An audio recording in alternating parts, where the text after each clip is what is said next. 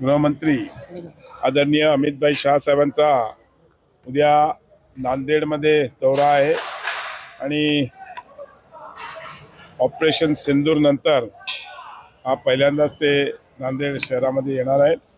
उद्या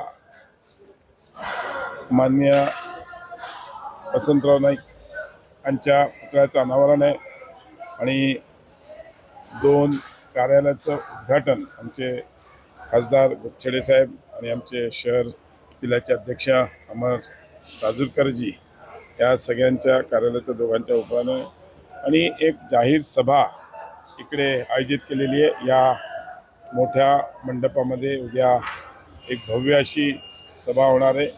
यामध्ये राज्याचे मुख्यमंत्री देवेंद्रजी फडणवीस साहेब, आमचे प्रदेश अध्यक्ष व महसूल मंत्री बावनकुळे साहेब, तसंच आमचे कार्यकारी अध्यक्ष रवींद्र चव्हाण साहेब आणि इतर आमच्या पंकजाताई मुंडे हे सगळेजण उपस्थित राहणार आहे। माननीय अशोक चव्हाण साहेबांच्या नेतृत्वामध्ये आज ही शहराची हे सगळे कार्यक्रम होत आहेत आणि आम्हाला नक्कीच खात्री आहे की या शहरामध्ये उद्या माननीय अमितभाई शाहांच्या सभेनंतर एक भाजपमय जे वातावरण त्याला अजून जोर मिळेल। मराठवाड्यासाठी किती महत्त्वाची सभा आहे? मराठवाड्यात कोण पक्षप्रवेश करणार?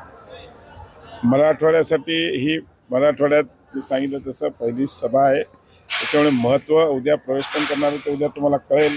आज जाहीर पेपर फोडला तर उपयोग काय?